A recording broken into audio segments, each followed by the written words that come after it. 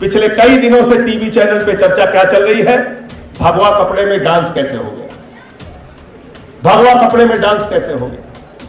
Social media वाले निकाल रहे हैं कि बीजेपी के तो तीनों सांसद भगवा कपड़े में डांस कर करके हीरोइनों के साथ उनका डांस का कार्यक्रम चल रहा है। हर चीज में एक ही चीज, हिंदू मुसलमान, हिंदू मुसलमान, हिंदू मुसलमान। ये मुद्दा है देश का, ये विषय। भगवा कपड़े पे पहनने वाले चिन्मयानंद को हम लोगों ने नहीं देखा।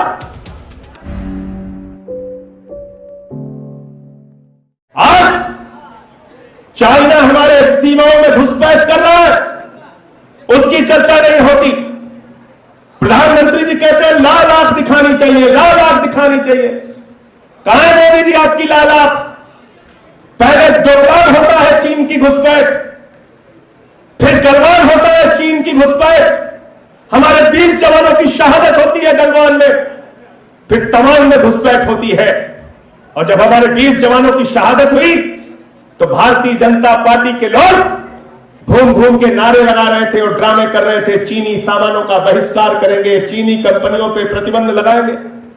आपको मालूम है अशोक भाई कितना चीनी कंपनियों के साथ व्यापार किया इन्होंने? 2020-21 में गलवान के बाद चीन के साथ जो हमारा आयात हुआ पहले साल 5 लाख करोड़ रुपए, और उसके बाद बोले, फिर से जब उन्होंने आंख दिखाई तो बोले अभी व्यापार कम है। इस साल का व्यापार है $97 बिलियन, यानी कि लगभग 7.25 लाख करोड़ रुपए का हम आयात कर रहे हैं। हम उनको मिसाइल बनाने का पैसा दे रहे हैं, हम उनको तोप बनाने का पैसा दे रहे हैं, हम उनको अपने ऊपर हमले करने के लिए पैसा दे रहे हैं कि आओ हमारे देश के अंदर घुसपैठ करो और हमले करो। यह इस देश की सरकार की सच्चाई। लेकिन इन सब के बाद मुझे अफसोस के साथ यह कहना पड़ रहा है कि इस देश के अंदर बेरोजगारी के सवाल पर चर्चा नहीं होती, शिक्षा के सवाल पर चर्चा नहीं होती, बिजली पानी के सवाल पर चर्चा नहीं होती, किसानों के फसल के दाम के सवाल पर चर्चा नहीं होती। पिछले कई दिनों से टीवी चैनल पे चर्चा क्या चल रही है? भगवा कपड़े में डांस कैसे हो गया? भगवा कपड़े में डांस कैसे हो गया? सोशल मीडिया वाले निकाल रहे हैं कि बीजेपी के तो तीनों सांसद भगवा कपड़े में डांस कर करके हीरोइनों के साथ उनका डांस का कार्यक्रम चल रहा है। ये मुद्दा है देश का, ये विषय है।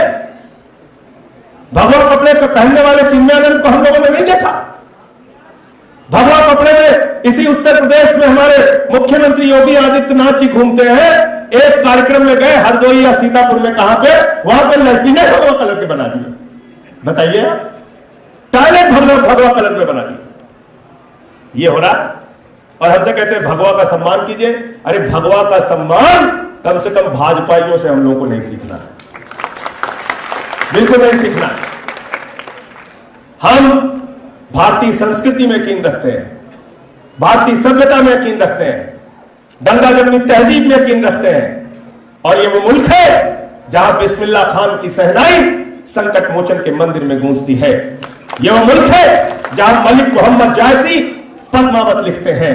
ये वो मुल्क है जहां रसखान को पढ़कर हम भगवान कृष्ण के बारे में जानते हैं। और ये मुल्क है जहां मोहम्मद रफी गाना गाते हैं, सुख के सब साथी दुख में ना कोई, मेरे राम तेरा नाम एक सांचा दूजा ना कोई। ये वो हिंदुस्तान। हम मिली जुली संस्कृति के देश हैं, हम भाईचारे से रहना चाहते हैं, हम लड़ना नहीं चाहते आपस में।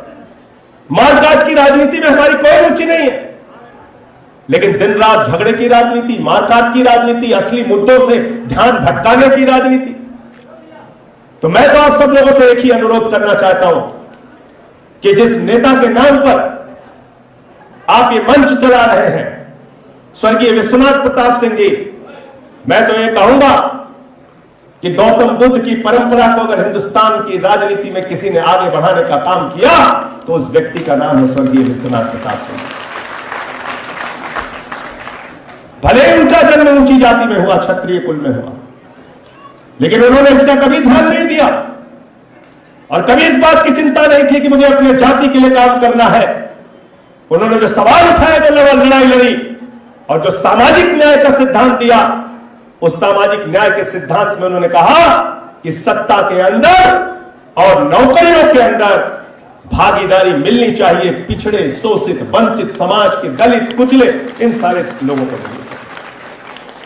और आज भी स्वर्गीय विश्वनाथ प्रताप सिंह जी के विचार प्रासंगिक है।